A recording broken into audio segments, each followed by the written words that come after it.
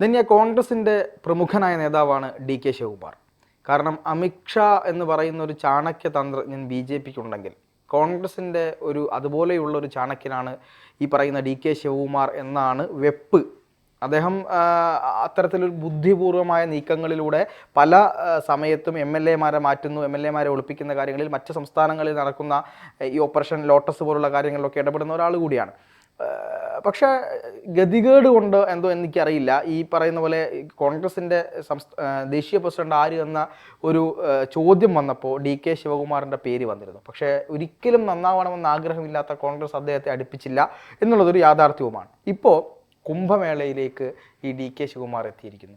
D K Shivakumar ചെല്ലുന്നു, അദ്ദേഹത്തിൻ്റെ കുടുംബവും ചെല്ലുന്നു, മകളൊന്ന് ഇതിൽ മുങ്ങുന്നു, ഒപ്പം സംഖ്യയാവുന്നു.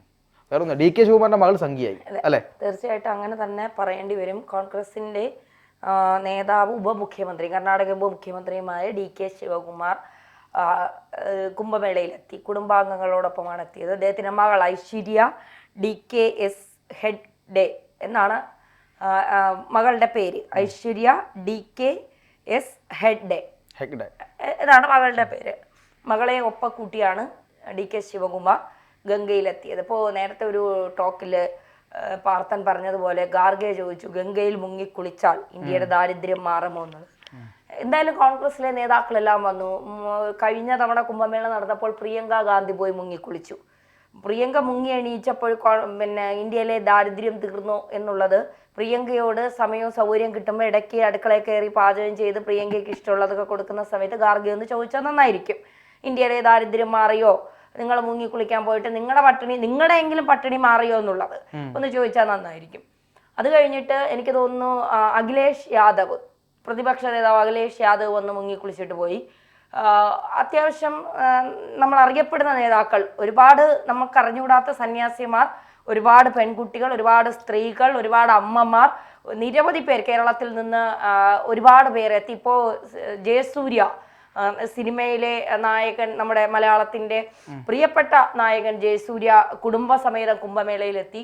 അദ്ദേഹത്തിനെതിരെ വരുന്ന സുഡാപ്പികളുടെ കമന്റുകൾ കണ്ടാൽ ഈ കുംഭമേള എന്ന് പറയുന്നത് ആദ്യം സുഡാപ്പികൾ മനസ്സിലാക്കേണ്ടത് BJPയുടെ ഒരു സ്വകാര്യ സ്വത്തല്ല. അത് ആദ്യം അത് കോൺഗ്രസ് ഭരിച്ചാലും ഇനി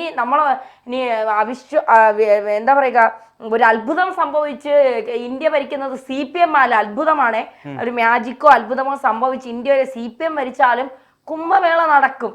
ഇനി പോട്ടെ, ഇവിടെ മുസ്ലിം രാഷ്ട്രം വരണമെന്ന് ആഗ്രഹിക്കുന്ന അവരാണ് ഭരിക്കുന്നതെങ്കിൽ ഇവിടെ കുംഭമേള നടക്കും. അത് BJPയുടെ സ്വകാര്യ സ്വത്തല്ല, അത് ആദ്യം മനസ്സിലാക്കൂ. ആ കുംഭമേളയിൽ ജയസൂര്യ വന്ന് കുടുംബങ്ങളോടൊപ്പം കുളിച്ചു. ഉടനെ ജയസൂര്യ BJPക്കാരനാക്കുന്നു, സംഘിയാക്കുന്നു, ജയസൂര്യ ഇന്ത്യ വിരുദ്ധനാക്കുന്നു. ജയസൂര്യക്കെതിരെ സുഡാപ്പികൾ ഇനി എന്തെങ്കിലും ഉണ്ടോ പറയാൻ എന്നുള്ളത് സത്യത്തിൽ നമ്മളൊക്കെ കമന്റ് വായിക്കുമ്പോൾ ഇതൊക്കെ നമ്മുടെ ഇന്ത്യ മഹാരാജ്യത്ത് ഇരുന്നു കൊണ്ട് തന്നെയാണോ ഇവനൊക്കെ?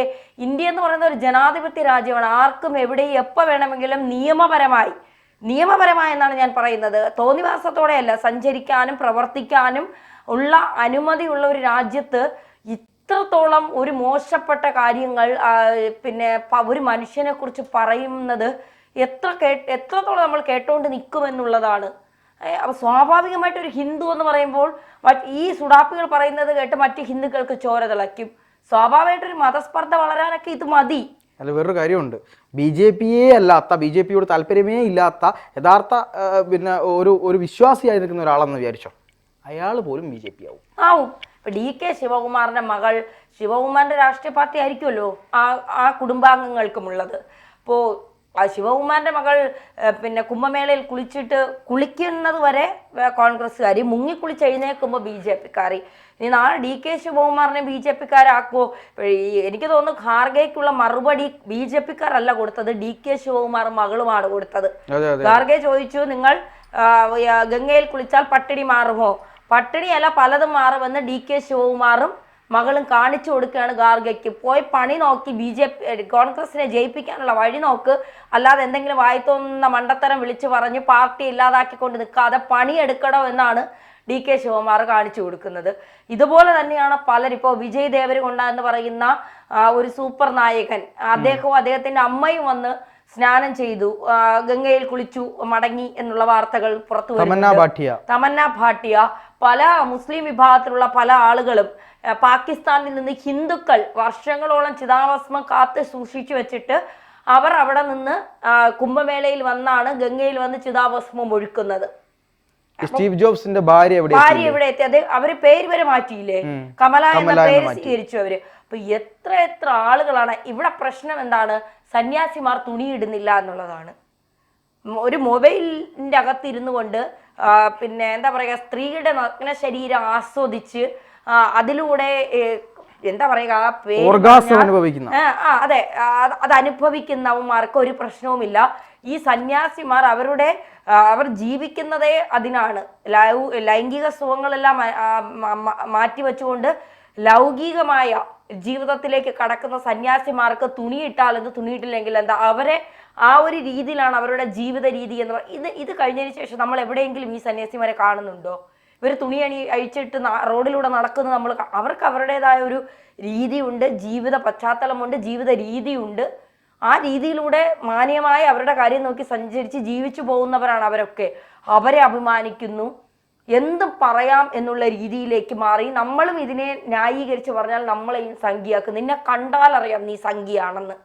കണ്ടാൽ എങ്ങനെ അറിയാം സംഖ്യയാണെന്നുള്ളത് എനിക്ക് മനസ്സിലാകുന്നില്ല. ഒരാളെ കണ്ടാൽ സംഖ്യ, BJPക്ക് അല്ലെങ്കിൽ BJP സർക്കാർ ചെയ്യുന്ന നല്ല കാര്യത്തെക്കുറിച്ച് പറഞ്ഞാൽ നമ്മളെ സംഖ്യയാക്കും.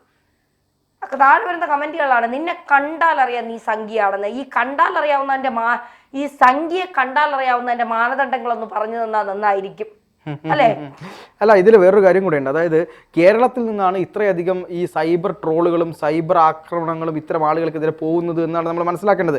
മറ്റൊരു സംസ്ഥാനത്തും ഈ പ്രശ്നമില്ല. എന്നിട്ട് തമിഴ്നാട് എടുത്ത് പരിശോധിച്ചോ, അവിടെ എത്രയോ ആളുകൾ കുംഭമേളയ്ക്ക് പോകുന്നുണ്ട്.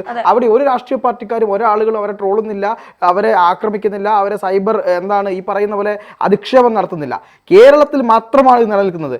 ഇവിടുത്തെ പ്രതിപക്ഷ നേതാവ് VD സതീശനും ഇവിടുത്തെ മുഖ്യമന്ത്രി പിണറായി വിജയനും അതുപോലെ തന്നെ മതനിരപേക്ഷതയ്ക്ക് വേണ്ടി പോരാടുന്നു എന്ന് പറയുന്ന ഇവിടുത്തെ ഇടത് വലത് മുന്നണികളും DYFIയും യൂത്ത് കോൺഗ്രസും രാഹുൽ മാങ്കൂട്ടത്തിലും ഒക്കെ മറുപടി പറയേണ്ടത് ഇവിടുത്തെ ഈ കേരളത്തിൽ നിന്നുകൊണ്ട് മാത്രം എന്താണ് ഒരു കുംഭമേളക്കെതിരെ, ഹിന്ദുവിൻ്റെ വിശ്വാസത്തിനെതിരെ ഇങ്ങനെ അധിക്ഷേപം, അതിൽ പോകുന്ന ആളുകളെ മൊത്തം, അവരുടെ കുടുംബത്തെ, അവരുടെ കുട്ടികളെ, അവരുടെ ഭാവിയെ എല്ലാത്തിനെയും ചേർത്തുകൊണ്ട് ഇങ്ങനെ അധിക്ഷേപിക്കുന്നത് എന്തുകൊണ്ടാണ്? കേരളത്തിൽ നിന്നുണ്ടാവുന്നത്. അവിടെയാണ് പറയുന്നത് കേരളം എന്ന് പറയുന്നത് ഒരു കേരളം മിനി പാകിസ്ഥാനാണ് എന്ന് ഒരു മന്ത്രി പറഞ്ഞിരുന്നു.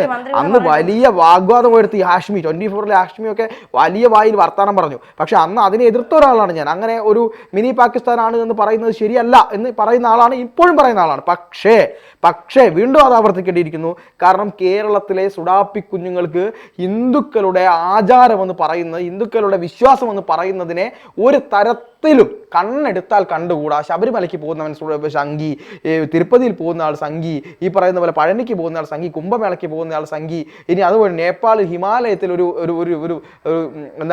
തീർത്ഥയാത്രയ്ക്ക് പോയാൽ അവൻ സംഘി. ഈ എല്ലാ ഇപ്പം ഏറ്റവും ഉദാത്തമായ ഉദാഹരണം എടുത്ത് പറയുകയാണെങ്കിൽ രമേശ് പിഷാരടി എന്ന് പറയുന്ന സിനിമാ നടൻ, അദ്ദേഹം വളരെ കൃത്യമായ ഒരു കാര്യം പറഞ്ഞു. അതായത് അദ്ദേഹം ഒരു കോൺഗ്രസ്സുകാരനാണ്, ധൈര്യപൂർവ്വം കോൺഗ്രസ് ആണ് എന്ന് പറയുന്ന ആളുമാണ്. അദ്ദേഹം പറഞ്ഞൊരു കാര്യം എന്ന് പറയുന്നത് BJPയെ നിങ്ങൾക്ക് വിമർശിക്കാം, BJPയെ വിമർശിക്കുകയും വേണം. പക്ഷേ BJP വിമർശനം എന്ന പേരിൽ ഹിന്ദുക്കളെയും ഹിന്ദുക്കളുടെ ആചാരങ്ങളെയും അമ്പലത്തിൽ പോകുന്നവനെയും കുറി തൊടുന്നവനെയും കയ്യിൽ ചരട് കെട്ടുന്നവനെയും ഒക്കെ നിങ്ങൾ ഇങ്ങനെ അധിക്ഷേപിക്കുകയും സംഖ്യയാക്കി മാറ്റുകയും ചെയ്യുമ്പോൾ അത് ബുദ്ധിമുട്ടുണ്ടാക്കുന്നത് ഇവിടുത്തെ മതവിഭാഗങ്ങൾക്കാണ്. മതസ്പർദ്ധയുണ്ടാക്കുകയും കൂടുതൽ പ്രശ്നങ്ങൾ ഉണ്ടാവുകയാണ് ചെയ്യുന്നത്. BJPയെ പറ്റി ചിന്തിക്കാത്ത ആളുകൾ പോലും BJPയായി മാറുന്ന ഒരു കാഴ്ച കാണേണ്ടി വരും. ഇതൊന്നുകൂടെ പറഞ്ഞ് നമുക്ക് അവസാനിപ്പിക്കാം. ഐശ്വര്യ പറയുന്നത് ഇങ്ങനെയാണ്: ലോകത്തിലെ ഏറ്റവും വലിയ മതസമ്മേളനങ്ങൾ ഒന്നായി കുംഭമേളയിൽ ഭക്തിയും കൂട്ടായ്മയും സൃഷ്ടിച്ച അന്തരീക്ഷത്തെക്കുറിച്ച് അവർ സംസാരിച്ചു. അതിൽ പങ്കെടുക്കാൻ കഴിഞ്ഞതിൽ, അതിൻ്റെ ഒരു കോൺക്ലേവിൽ പാനലിസ്റ്റ് ആവാൻ കഴിഞ്ഞതിൽ അഭിമാനിക്കുന്നു. മാത്രമല്ല, ഈ കുംഭമേള തികച്ചും ഊർജ്ജസ്വലതയുടെയും ഐക്യത്തിൻ്റെയും ആത്മീയ ആഴത്തിൻ്റെയും ഒരു സംഭവമാണ്. ആ മഹത്തായ ഒത്തുചേരൽ തന്നെ മയക്കിയെന്നാണ് ഐശ്വര്യ അദ്ദേഹം ഹിന്ദുസ്ഥാൻ ടൈംസ് ഉൾപ്പെടെയുള്ള ദേശീയ മാധ്യമങ്ങളിൽ നൽകിയ ഇന്റർവ്യൂവിൽ അവർ വ്യക്തമാക്കിയത്. കൃത്യമാണ് അവർ പറയുന്നത്. നല്ലത് കോൺഗ്രസ് പറഞ്ഞാലും നല്ലത് എന്ന് തന്നെ ഇത്തരം ആളുകൾ, ഐശ്വര്യ പോലുള്ള ആളുകൾ തന്നെയാണ് നമ്മുടെ രാജ്യത്തിൻ്റെ മുന്നോട്ടുള്ള ഭാവിക്ക് ഏറ്റവും ഉത്തമരായ ആളുകൾ, കാരണം കാര്യങ്ങൾ കൃത്യതയോടെ മനസ്സിലാക്കാൻ കഴിവുള്ള ഇത്തരം യുവതലമുറകൾ മുന്നോട്ട് വരട്ടെ. കോൺഗ്രസിന്റെ വിജയത്തിനും കോൺഗ്രസിന്റെ നല്ല ഭാവിക്കും അത് വളരെയധികം ഉപകാരപ്പെടും എന്ന് തന്നെ പറയേണ്ടി വരും. പക്ഷെ നിങ്ങൾ എന്തൊക്കെ പറഞ്ഞാലും ഐശ്വര്യ സംഖ്യയാണ്.